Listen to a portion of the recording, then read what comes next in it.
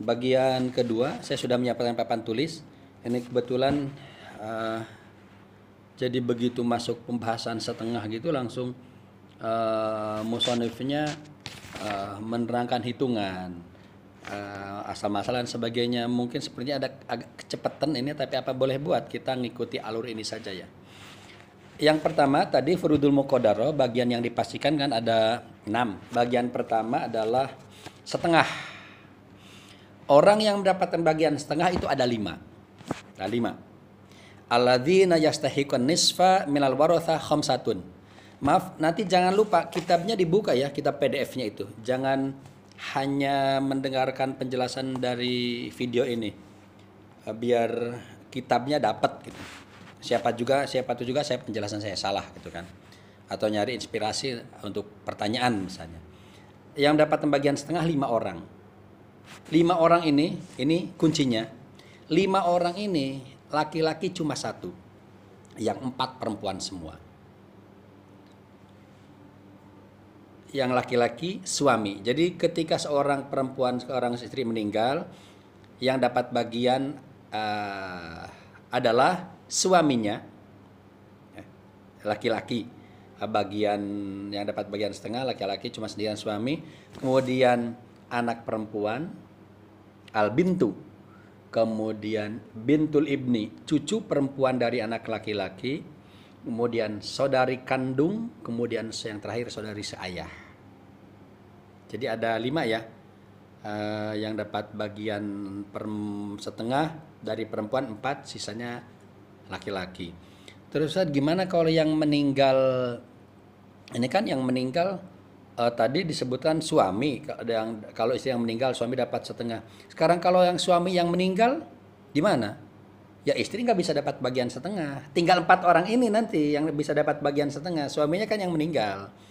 Punya anak perempuan nggak? Kalau punya anak perempuan ya setengah. Sesuai dengan syarat-syaratnya lah ya nanti di belakang. Kalau ada cucu perempuan dari anak laki-laki punya anak perempuan, ini setengah sesuai dengan syaratnya. Atau dia punya saudari seayah, saudari kandung, atau dia punya saudari seayah. Kalau saya meninggal, 4 orang ini bisa dapat bagian setengah, yang mungkin dapat bagian setengah 4 orang ini. Suaminya kan meninggal. Adapun jadi yang meninggal bisa siapapun gitu ya. Pokoknya posisinya yang dapat setengah itu adalah ini 4 orang perempuan, 1 orang laki-laki. Yang pertama, seorang laki-laki bisa dapat bagian setengah, syaratnya cuma 1. Ini maaf sekali lagi, cara menghafalkannya tadi itu ya. Karena ini kunci. Ketika seseorang hafal siapa yang dapat bagian setengah, otomatis akan hafal siapa yang dapat bagian seperempat, otomatis akan hafal siapa yang dapat bagian 1/8. Pasti itu. Syaratnya setengah hafal. Juga akan hafal, akan tahu bagian siapa yang dapat bagian 2/3. Kuncinya di setengah. Sekali lagi, setengah hafal, pasti tahu ingat bagian 1/4, ingat bagian 1/8, dan ingat bagian 2/3. Setengah hafal, nanti 1/4 kena, 1/8 kena, 2/3 kena. Sudah 4 itu dari 6 kan tadi. Tinggal 1/3 sampai 1/6. Kalau 1/3 ingat, 1/6 pasti tahu. Itu rumus menghafalkannya begitu. Yang dapat bagian setengah tadi suami, anak perempuan, cucu perempuan dari anak laki-laki, saudari perempuan sekandung, saudari perempuan seayah. Gampang. Syarat suami dapat warisan setengah adalah syaratnya cuma 1. Si istrinya yang meninggal itu enggak punya anak, baik anak laki-laki maupun anak perempuan. Juga enggak punya cucu laki-laki, dan terus ke bawah. Jadi syaratnya yang enggak punya anak laki-laki maupun perempuan, juga enggak punya cucu, enggak punya keturunan yang bisa mewaris lah, intinya begitu. Suami bisa dapat bagian setengah itu. Kalau istri saya meninggal, saya dapat bagian setengah kalau istri saya enggak punya anak. Singkatnya begitu. Atau anaknya sudah meninggal tapi cucunya ada. Cucu kan menggantikan anak. Juga enggak dapat bagian setengah saya, enggak jadi bagian setengahnya. Kalau enggak jadi terus gimana Ustadz? Bagiannya ya berkurang setengahnya. Jadinya suami enggak jadi setengah, jadinya 1/4. suami eh, dapat bagian setengah itu syaratnya istri tidak punya anak, sawaun kanu minhu au min ghairihi. Kalimatnya begini, ini kalimat kitabnya. Sekali lagi tolong dibuka kitabnya nanti, dipaham. Saun kanu minhu au min ghairihi. Jadi begini, seorang istri yang meninggal, suaminya bisa dapat bagian setengah. Istri, syaratnya si istri nggak punya anak. Baik si anak itu dari suaminya atau dari suami yang lain. Maksudnya begini, istri saya meninggal. Kalau istri saya punya anak, saya gak dapat warisan setengah, seperempat. Atau istri saya meninggal punya anak. Anak itu adalah dari suaminya yang pertama. Maka saya nggak bisa dapat bagian setengah. Sebab dia punya anak. Ini yang dimaksud dengan sawaun kanu minhu au min ghairihi. Baik itu anak dari suaminya atau dari selainnya suami, yang dari suami yang lain. Itu syaratnya satu. Syaratnya cuma satu syaratnya. Istrinya nggak punya anak yang bisa mewaris.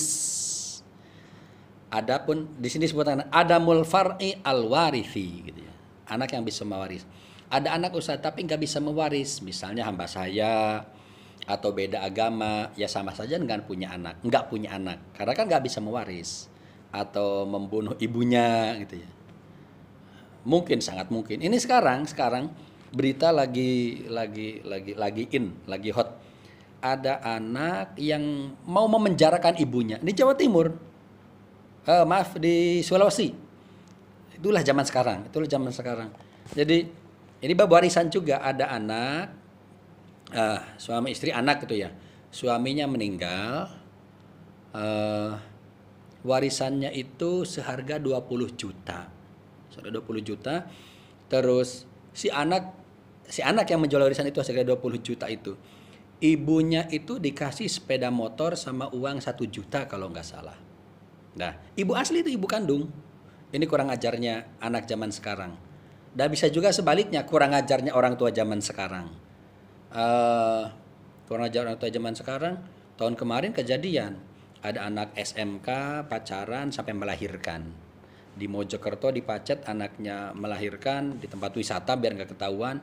Begitu keluar bayi dimasukkan ke jok sepeda motor.